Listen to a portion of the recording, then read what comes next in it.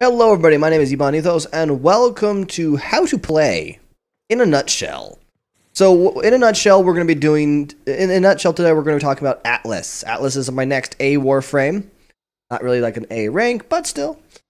So, Atlas is a warframe you pick up from the Jordis Precept. He's kind of a trickier one to pick up. He's kind of a harder one to pick up for that matter. And you would think that he'd be a stronger warframe because of that. Well, we'll get into that in a minute.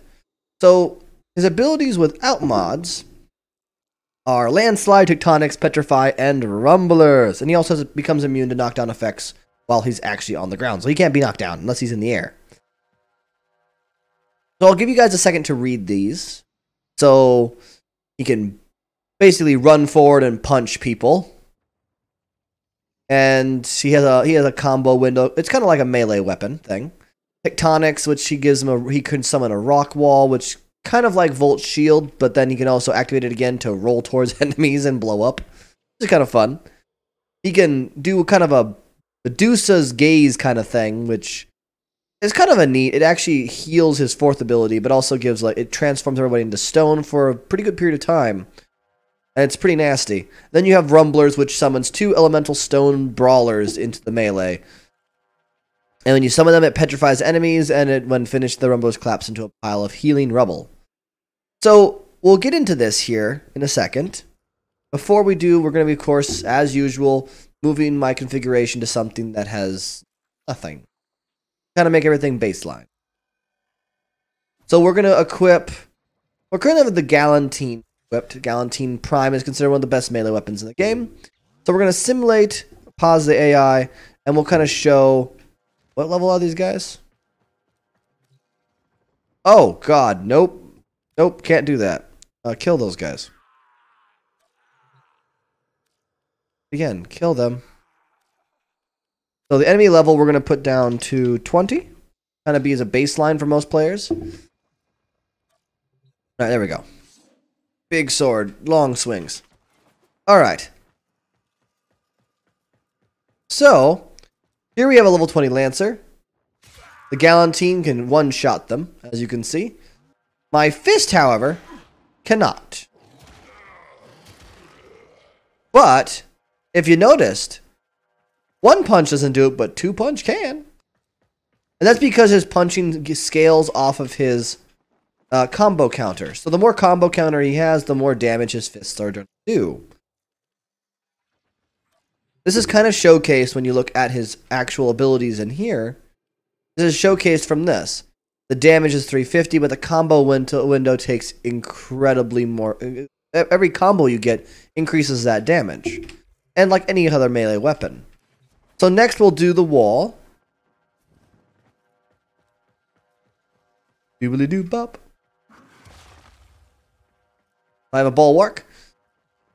Now we're going to punch it at the people. As you can see, it rolls over them. One guy actually died? One guy died for a bit. And they did. So, as you can see, the wall can be kind of a useful tool to knock enemies back. It also protects you from bullet fire, which is super handy. Next, we'll go look at his Petrify ability. And then his Rumblers. The thing you guys will enjoy. So, the Petrify, pretty simple. They are now stones. You also notice they take a lot more damage because they're stones. Now, you might also notice the armor in the corner there. So, when I kill people who are become petrified, I gain this rubble that my body absorbs and gains armor from that. It slowly degrades over time, however, so it's sort of not as useful as you would think. Now, my next ability I'm going to show off is going to be the Rumblers. So you aim your reticle, your firing reticle here. You go, come on, buds. Beat them down. And then I can also petrify them. And make them healed. Of course, they aren't damaged right now, so it's not a really big problem. And they'll follow me around for another 28 seconds or so until that time's out, and then they'll just kind of fade away. Now, to get a a good idea since level 20 obviously is not high enough. We'll go to level 60. Simulate? I did not. Okay. Simulate them here. 4 enemies have spawned at level 60. Frickin' ran up and punched him in the shoulder. See, now at level 60, these guys don't do that much damage. Petrifying them still does a pretty good job with the sword. But now it takes quite a bit more to be able to break them down.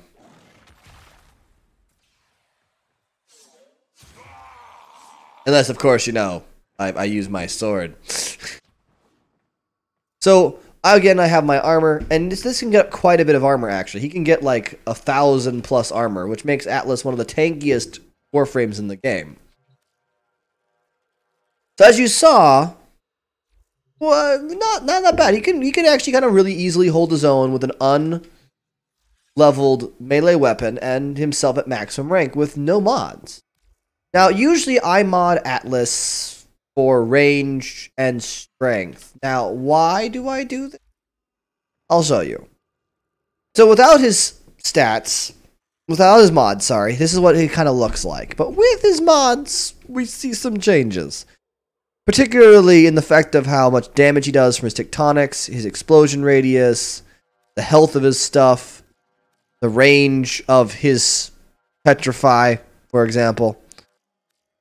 But really, if I had to be honest with myself, this is kind of like his fisty build, his One Punch Man thing. It's not the best one. It just kind of does some of the work. I haven't improved it since the last time I actually I had some good mods. Normally, though, if I had to say, this is one of his tankier builds I built. If I had to say what I really wanted for him to do, I think this was, this was his endurance build. So apparently someone had this idea of doing channeling, blocking, crazy stuff. It did not work. Let's just put it that way. So we'll remove all the mods from here. And so this is our basic slot loadout. I've never formatted him, so you can see that. He needs a V polarity, so we'll do steel charge for melee damage. Makes sense for him. For a D polarity, we'll throw on overextended for the increased range. We'll have to deal with his strength somehow. The V polarity, we will do intensify to kind of bring up that strength. And for the Naramon, we will do flow. Well, we will do flow. We're looking at an economy build here. So instead of that, we're going to look at... we'll probably do like a steel fiber, I think, with that. We'll do a steel fiber with that. Or we can go vitality. Let's do vitality, because we're looking at an economy build where most people should have these three: flow, intensify, vitality. They may not have steel charge. So beyond that, we'll get, let's see here. If you don't have those, you're not going to be using any other kind of special mods for it. So stretch, auger reach. People can pick this up from doing the Cetus missions. It's a good mod to have, really. Same thing with auger message. Another good one to have. Don't know if natural talent's a good. It's kind of a hard one to pick up sometimes. So we got those two. We have flow on him. So I would probably do an auger message to give him some motivation. My auger being kind of the ones that are a little bit out for an economy build. I'm sorry. Probably give him Gladiators Aegeus, which is another one that's kind of out of the way for an economy build. And then probably a steel fiber to give him 1100 armor. But you can get a lot higher than that. I could, of course, change out something for armored agility. Like I could change out the message for armored agility, which is a rare mod. It's still a very useful mod. Or I could change it out for redirection, which is a one. Or vigor, which is a very good one. Well, so if you have them available, use some of those. I would use vigor probably more so. But otherwise, if you can hand it, do the duration. The duration is going to help you just a tiny bit. Oh, I had someone join me. Of course I did. Bacon! Bacon's a friend of mine from the from live streams and stuff. You guys will probably see him occasionally. He probably thinks I'm doing a live stream right now, but he would be wrong. Anyways, so we got ourselves a little bit of a better build with this. So now everything's, as you can see, kind of simple. Better combo window because the duration increases combo duration, stone, and so on and so forth.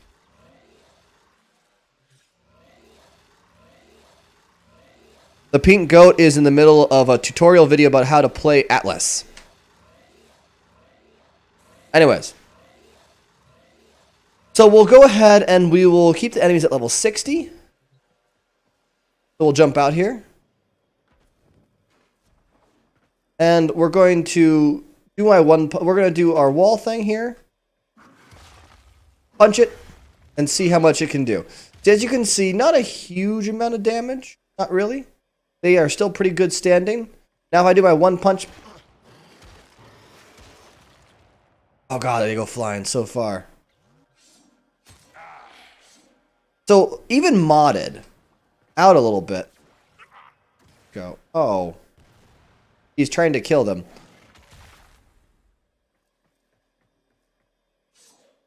Oh god, it's disappeared.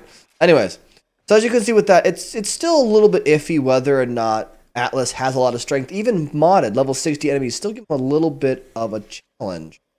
So, he does have some benefits, of course.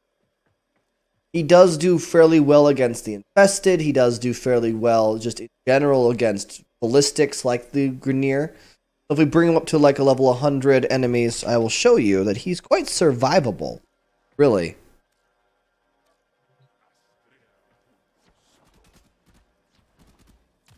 Watch it, I mean. Look at that. Quite survivable, really. Wall. Petrified. See? Slash.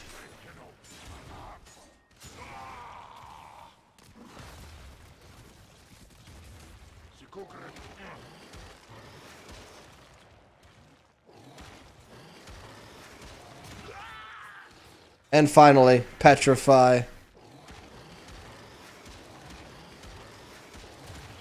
Boom. So there we have it.